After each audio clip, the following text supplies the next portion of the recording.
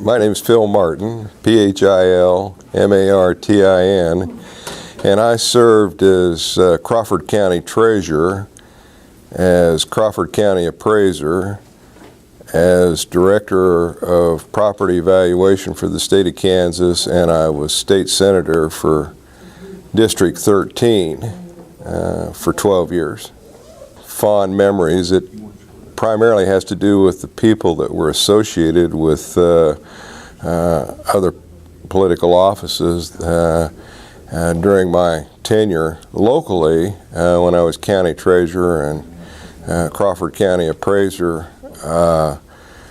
I worked with Josiah, Pete Murray, Johnny Brown, and a number of other people. I really enjoyed my tenure in Girard and met a lot of good people that were from that community while I was there. When I went to the state, I was appointed Director of Property Evaluation by John Carlin and worked with many state officials. I was in the Department of Revenue. Jim Slattery was my first Secretary of Revenue, and Mike Lennon eventually ended up being the Secretary of Revenue. I was there for approximately 6 years and worked with the governor and with the legislature. There were a number of things that were enacted during my tenure there. And then after I left, I went and ran for the state senate, and certainly enjoyed my time in the state senate. I had quite a few Republican friends as well as Democrats. I was ranking member of the Assessment and Taxation Committee and worked with Senator Audrey Langworthy from Johnson County, and enjoyed working with her on that committee. We passed a lot of good legislation during those times.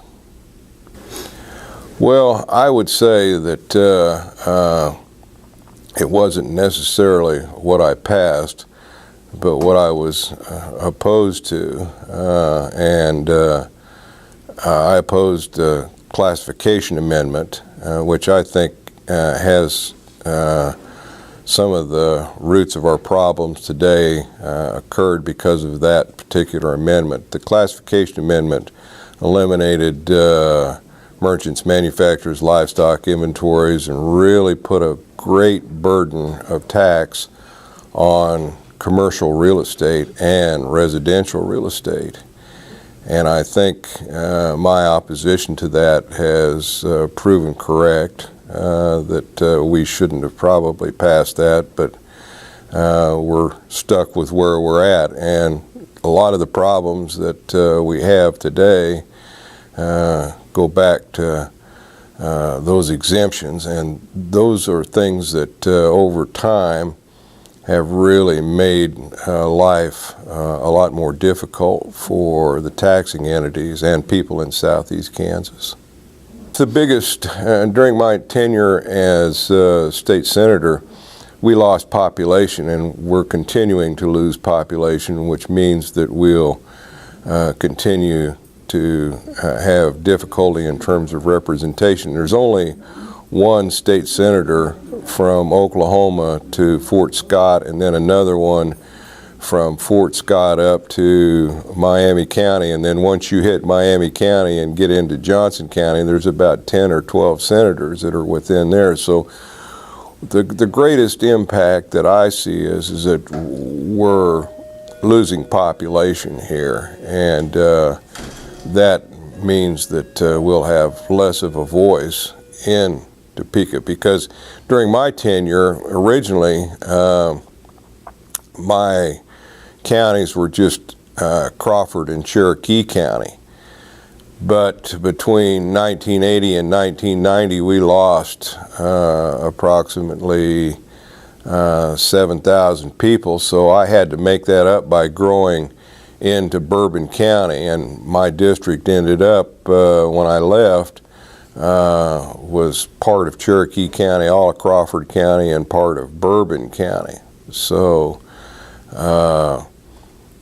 if we continue to lose population, and population ends up in the urban areas of Johnson County and Wyandotte County and Sedgwick County, they're going to have more to say about political events and the future than we are.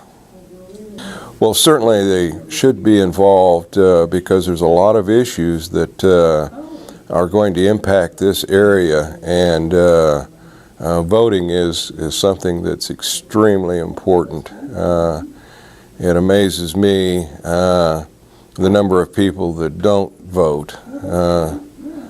We need to have more participation by the general public, whether it's Republican, Democrat, or Independent. People need to get interested in the issues and get out and vote.